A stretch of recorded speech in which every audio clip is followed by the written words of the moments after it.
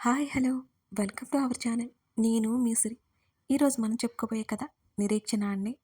ఈ కథ చాలా డిఫరెంట్గా ఉంటుందండి. కొంచెం కొంచెం సస్పెన్స్తో డిఫరెంట్ స్టోరీ. మీకు తప్పకుండా నచ్చుతుంది. మిస్ చేయకుండా చూడండి. ఫస్ట్ పార్ట్ కదా, చూశాక ఎలా ఉందో చెప్పడం మాత్రం మర్చిపోకండి ఫ్రెండ్స్. స్టోరీని లైక్ చేసి కామెంట్ చేయండి. ఇక కథలోకి వెళ్ళిపోదామా? నిరీక్షణ పార్ట్ 1. ఈ కథలో సన్నివేశాలు, పాత్రలు, ప్రదేశాలు అన్నీ కల్పితమే. న్యూయార్క్ మహానగరం. రాత్రి 8 గంటల సమయం. పెద్ద పేరున్న హోటల్ అది. 4 అంతస్తు గదిలో అతని కోసమే ఎదురు చూస్తోంది అతిథి. రెడ్ కలర్ ఫ్రాక్, దానికి తగ్గట్టు ఆర్నమెంట్స్. ఆలోచిస్తున్నది అన్నదానికి గుర్తుగా ఆమె పెదవులు పంటి కింద నలుగుతూ ఉన్నాయి. ముద్దుగా ఉంది ఆమె. ఏంటి బేబీ, త్వరగా రమ్మన్నా లోపలికొస్తూ అన్నాడు మోక్ష్. ఏం మాట్లాడలేదామె. అతన్నే చూస్తోంది అతిథి. బేబీ అంటూ ఆమె చెంప మీద చేయి వేశాడతను. మోక్ష్ అంతే అనగలిగిందామె. ఇక్కడిలా ఒంటరిగా కలవాలి అన్న ఏదైనా ముఖ్యమైన విషయమా అని అడిగాడు మోక్ష్. నేనంటే ఇష్టమే కదా నీకు అని అడిగింది అదితి. ఏమైంది అదితి? ఆమెను దగ్గరికి తీసుకున్నాడు మోక్ష్. చెప్పు మోక్ష్, నేనంటే ఇష్టమా నీకు అని మళ్ళీ అడిగింది. ఇష్టం. ఎంత ఇష్టం అంటే జీవితాంతం నీతోడు కావాలి అనేంత ఇష్టం అని ఆమె కళ్ళల్లోకి చూశాడు మోక్ష్. నేను అడిగింది కాదనవుగా అని వణికే గొంతుతో అంది అదితి. ఏం చేయాలో చెప్పు. ఆమె ముఖాన్ని 2 చేతుల్లోకి తీసుకున్నాడు మోక్ష్. నీలో నన్ను కలిపేసుకో అని అతన్నే చూస్తూ అంది అదితి. ఒక్క క్షణం పాటు అతని మెదడు పనిచేయలేదు. ఏంట్రా, ఏమైంది నీకు అని ఆమెను ఎదగి హత్తుకుని అడిగాడు. ముద్దుకే ఆమెడ దూరంలో ఉండే ఆమె అలా అడగడం ఆశ్చర్యం కాక మరేంటతనికి. నాకు నువ్వు కావాలి అని అతని హృదయం మీద వాలి కళ్ళు మూసుకుంది అదితి. నీకు నేనెక్కడికి పోతాను అని నవ్వాడు మోక్ష్. మాట్లాడలేదు ఆమె. బేబీ అన్నాడు మరోసారి. అతని మాటల్ని మధ్యలోనే ఆపేస్తూ అతని నుంచి మెల్లిగా దూరం జరిగి తల పైకి ఎత్తి అతని పెదవుల మీద ముద్దు పెట్టుకుంది ఆమె. చెలియే అడగక ఇచ్చిన కానుకకి అబ్బురపడి ముద్దుని కొనసాగించాడు అతను. ఆమె వీపు మీదున్న అతని చేతిలో కిందకు జారాయి. ఆమె నడుము అతని చేతిలో చిక్కిపోయి ఉక్కిరి బిక్కిరైపోయింది. అతనేం చేస్తున్నాడో అర్థమై వెంటనే దూరం జరగబోతుంటే అతని షర్ట్ కాలర్ పట్టుకుని దగ్గరికి లాక్కుని మెల్లిగా అతని షర్ట్ బటన్స్ తీసింది. Are you okay? ఆమె తల నిమురుతూ అడిగాడు Moksh. I love you Moksh. అతని హృదయం మీద తడి పెదవులను తాకించింది Aditi. I love you too baby సంతోషంగా చెప్పాడు మోక్ష్. అప్పటి వరకు ఆమె ఐ లవ్ యూ చెప్పలేదు అసలు. ఇప్పుడిలా ఆమె మనసులో మాట ఆమె నోటి నుంచి అతను వింటుంటే ఇంకొక క్షణం ఆగకుండా ఎర్రగా ఉరుస్తున్న ఆమె లేత పెదవులను అతను ముద్దాడాడు. కళ్ళు మూసుకుని అతని ప్రేమను ఆస్వాదిస్తోంది ఆమె. ఆమె గడ్డం మీద మునుపంటి గుర్తు అది. ఆమె కంఠం మీదుగా పెదవులు తాకిస్తూ కిందకు వెళ్ళిపోతున్నాడు మోక్ష్. ఊపిరి భారం అవుతుంటే అతని నుంచి దూరం జరిగి మరోవైపుకి తిరిగి ఊపిరి పీల్చుకుంది అదితి. ఆమెను వెనక నుంచి హత్తుకొని ఆమె భుజం దగ్గర డ్రెస్ పక్కకి లాగి అక్కడ ముద్దు ఇస్తూ ఐ లవ్ యూ బేబీ అని అన్నాడతను. కనిరెప్పలు వాలిపోయాయి. ఆమె నడుము చుట్టూ ఉన్న అతని చేతుల మీద పట్టు బిగించింది ఆమె. ఆమెకు దూరంగా ఉండడం అసలు అతని వల్ల కాలేదు ఆ సమయంలో. వెంటనే ఆమె తన వైపుకి తిప్పుకొని ఈసారి ఆమె అధరాల మీద మధురంగా సంతకం చేశాడు మోక్ష్. ఆమె మనసులో దాగి ఉన్న బాధని మర్చిపోయి ఆ క్షణం అతని ప్రేమను ఫీల్ అవుతోంది ఆదితి. ఒకరి ప్రేమకి మరొకరు కరిగిపోతూ, ఒకరిలో ఒకరు ఒదిగిపోతూ కరిగిపోవడానికి సిద్ధపడ్డారు. ఉలిక్కిపడి లేచింది అదితి. గత కొన్ని రోజులుగా వెంటాడుతున్న కళ అది. కళ అనే కంటే అది నిజం అనొచ్చు. అవును, నిజమే వెంటాడుతోంది. బెడ్ మీద మయాంక్ నిద్రపోతున్నాడు. లేచి వాటర్ తాగి సోఫాలో పడుకుంది అదితి. మోక్షని అసలు మర్చిపోలేకపోతుంది. రోజు రోజుకి అతని జ్ఞాపకాలు ఎక్కువయ్యాయే తప్ప కనీసం క్షణమైన అతన్ని మర్చిపోలేకపోతోంది అదితి. బ్యూటిఫుల్ అన్నాడు చీరలో ఉన్న అదితిని చూస్తూ మయాంక్. పూజ ఉంది కదా, ఇప్పుడే అయిపోయింది. త్వరగా లే, అత్తయ్య పిలుస్తున్నారు టిఫిన్ చేయడానికి అని మయాంక్ని చూస్తూ అంది అదితి. రోజు రోజుకి నచ్చేస్తున్నా అంటూ ఆమె దగ్గరికి వచ్చి ఆమె చేతిని పట్టుకోగానే విసుగ్గా విడిపించుకుంటూ మయాంక్ ప్లీజ్ అని అంది అదితి. అదితి, మనం వైఫ్ అండ్ హస్బెండ్, ఈ విషయం మర్చిపోయావా అన్నాడు ఆమెకి దగ్గరగా వస్తూ. నేను అనుకోవట్లేదలా, నన్ను మోసం చేసావు నువ్వు అని విసుగ్గా అరిచింది అదితి. అదితి, అప్పుడు నేను చెప్పింది కరెక్టే, మనం డివోర్స్ తీసుకుందామని అనుకున్నాం. కానీ నీతో ఈ నెల రోజుల జర్నీకే నాకు బాగా నచ్చేశావు, లైఫ్ లాంగ్ కావాలనిపిస్తున్నావు నువ్వు అని అన్నాడు మయాంక్. ప్లీజ్ అలా మాట్లాడి నీ మీదున్న గౌరవం పోగొట్టుకోవద్దు మయాంక్, చిరాగ్గా చూస్తూ అంది Aditi. I love you Aditi అన్నాడు మయాంక్ నవ్వుతూ. విసుగ్గా ముఖం పక్కకు పెట్టుకున్నాడు. మీటింగ్ ఉంది, ఖచ్చితంగా నేనే వెళ్ళాలి, ముంబై వెళ్తున్నాను. నేను లేనని బెంగ పెట్టేసుకోకు, నేను వచ్చేసరికి నువ్వు ఖచ్చితంగా నన్ను మిస్ అవుతావు. నేనైతే చాలా మిస్ అవుతాను బేబీ అంటూ ఆమెను చాలా దగ్గరికి తీసుకున్నాడు అతను. మయాంక్ ప్లీజ్, చెప్తూనే ఉన్నాను కదా, ఎందుకు ఎందుకు ఇలా బిహేవ్ చేస్తున్నావు, త్వరగా డివోర్స్కి అప్లై చేయి అని అంది. అది జరిగిన పని అన్నాడు మయాంక్. నీకు తెలుసు కదా, ఆల్రెడీ నేను మరో అతన్ని ఇష్టపడుతున్నాను, డివోర్స్ అంటేనే కదా నీతోనే పెళ్ళికి ఒప్పుకున్నాను అంది అసహనంగా చూస్తూ అదితి. నువ్వు పెళ్ళికి ముందు ఎలా ఉన్నావో అన్నది నాకు అక్కర్లేదు, ఇక మీదట మనిద్దరం కలిసి ఉందాం. I love you and ever Aditi అన్నాడు ఆరాధనగా. మయాంక్ మీద అలాంటి ఫీలింగ్ లేదామెకి. అంతేకాకుండా అతని మీద ఎఫెక్షన్ పెంచుకోవడం వల్ల అసహనంతో కన్నీళ్ళొచ్చాయి ఆమెకి. అదితి, ఏడవకు ప్లీజ్ అని మయాంక్ అంటుంటే, నేను మోక్షతో రిలేషన్లో ఉన్నాను మయాంక్, అర్థం చేసుకో అని దీనంగా అంది. చెప్పాను కదా, నువ్వు పెళ్ళికి ముందు ఎలా ఉన్నావో నాకు అనవసరం, సంబంధం లేదని.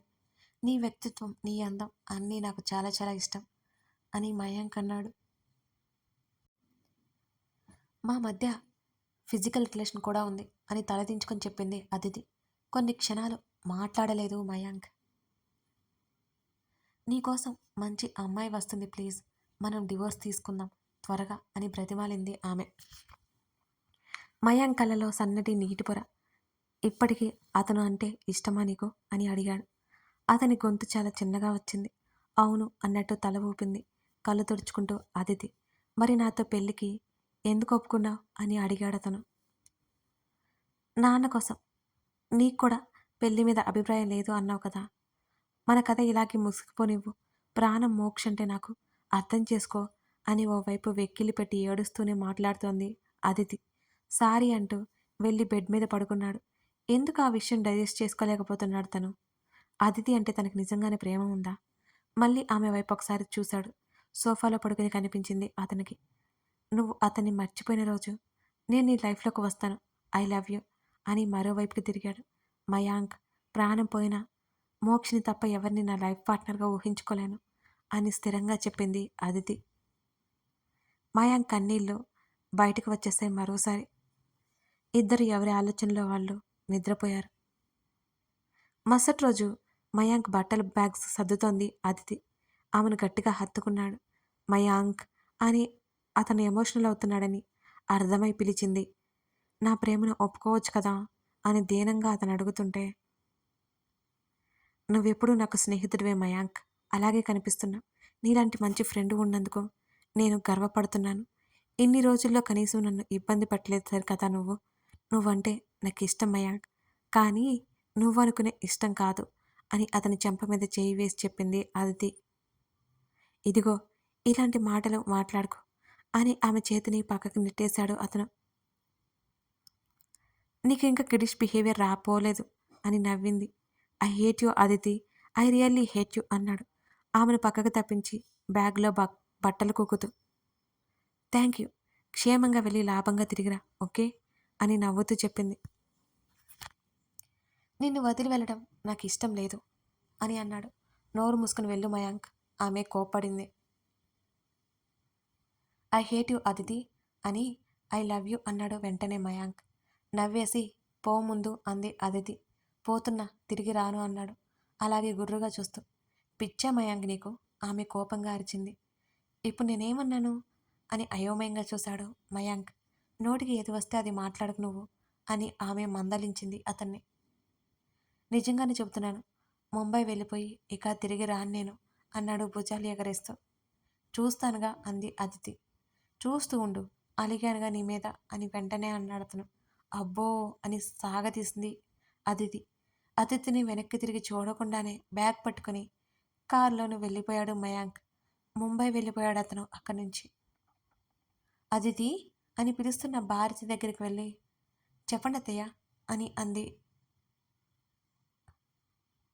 మయాంక్ వెళ్ళి 2 రోజులు అవుతుంది, నీకు ఫోన్ చేశాడా అని అడిగింది భారతి. లేదత్తయ్య, నా మీద కోపంగా ఉన్నాడు, అందుకే నాకు కాల్ చేయలేదు. నేను చేస్తే లిఫ్ట్ చేయట్లేదు అని చెప్పింది అదితి. నాకు కూడా కాల్ చేయలేదు అదితి. నాకెందుకో కంగారుగా ఉందమ్మా. మీ మామయ్య గారికి చెప్పాలి అనుకుంటే ఆఫీస్కి వెళ్ళిపోయారు. పూజ చేస్తుంటే దీపం కూడా కొండెక్కింది అని కంగారు పడిపోతూ చెప్పింది భారతి. భారతి మాటలు విన్న తర్వాత అదితి మనసు కీడు శంకిస్తోంది. అత్తయ్య, మీరు కంగారు పడకండి, మయాంక్ క్షేమంగా తిరిగి వస్తాడు అని ఆవిడ చేతుల మీద చెయ్యేసి చెప్పింది అదితి. ఆ క్షణం కోసం ఎదురు చూస్తూ ఉన్నాను అని అంది భారతి. మయాంక్ పిఏ నెంబర్ నాకు తెలుసు, నేను కాల్ చేస్తాను అని గదిలోకి వెళ్ళి మొబైల్ తీసుకుని హాల్లో ఉన్న భారతి పక్కన కూర్చుంది. హలో మేడం, చెప్పండి అని అన్నాడు అతను. మయాంక్ సార్ ఏం చేస్తున్నారు? కాల్ చేస్తే సార్ లిఫ్ట్ చేయట్లేదు అని అడిగింది అదితి. మీటింగ్లో ఉన్నారేమో మేడం, సార్ బయటికి రాగానే కాల్ చేస్తాను అని చెప్పాడు ఆ పిఏ వినయంగా. అలాగే అని కాల్ కట్ చేసింది అదితి. విన్నారుగా అత్తయ్య, మీటింగ్లో ఉన్నాడంట, అందుకే కాల్ చేయట్లేదు, అలాగే లిఫ్ట్ చేయట్లేదు. అక్కడికి వెళ్ళిన తర్వాత బిజీ అయిపోయాడు. మీరు అసలు కంగారు పడకండి సరేనా? తన అత్తయ్యకు ధైర్యం చెప్పింది అదితి. సరే అదితి, వాడు క్షేమంగా ఉన్నాడు కదా, ఇప్పుడు నా మనసంతా కుదురుగా ఉంది అని చిన్నగా నవ్వుతూ చెప్పింది. ఏ, మార్నింగ్ నుంచి ఏం తెలియదు కదా, పదండి టిఫిన్ చేద్దాం, ఇలా ఉంటే మీ ఆరోగ్యం ఏమవుతుంది అంటూ ప్రేమగా కసిరి తన అత్తయ్యకి భోజనం పెట్టింది. ఇద్దరూ మాట్లాడుకుంటూ తినేశారు. ఆ రోజు నైట్ మయాంక్ కాల్ చేశాడు కానీ ఏమీ మాట్లాడలేదు. మయాంక్, నువ్వేనా? చిన్నపిల్లాడివి అనుకుంటున్నావా? బాధ్యత లేదా నీకు? గయ్యమందిది అదితి. ఎందుకు తిడుతున్నావు అని కోపంగా అన్నాడు. కాల్ చేస్తే లిఫ్ట్ చేయవేంటి? ఇంకా చిన్నపిల్లాడిలా అలుగుతావేంటి? నాకైతే రెస్పాండ్ అవ్వకపోయావు సరే, అత్తయ్యకి రెస్పాండ్ అవ్వాలా లేదా? నీకోసం ఎంత కంగారు పడుతున్నారో తెలుసా అని సీరియస్గా అడిగింది ఆమె. బిజీ స్కెడ్యూల్ అయిపోయింది, సరిగ్గా తినడానికి నిద్రపోవడానికి కూడా టైం లేదు అని అన్నాడు మయాంక్. చూడు మయాంక్, కాల్ చేయడానికి 1 మినిట్ కూడా పట్టదు. ఆ 1 మినిట్లో నువ్వు క్షేమంగా ఉన్నావని తెలిస్తే ఇక్కడ మేము ఏ టెన్షన్ లేకుండా ఉంటాం కదా. అర్థం చేసుకో, నా గురించి వదిలి కనీసం అత్తయ్య గురించైనా పట్టించుకో. నువ్వంటే వాళ్ళకి ఎంతో ఇష్టం, ఆ మాత్రం తెలియదా నీకు? ఆమె మాటల్ని మధ్యలోనే కట్ చేస్తూ అంది. అదితి ప్లీజ్, ఇప్పటికే చిరాగ్గా ఉంది, నువ్వు క్లాస్ తీసుకుని ఇంకా నాకు చిరాకు పెంచుకో. నెక్స్ట్ ఇలా జరగదు సరేనా?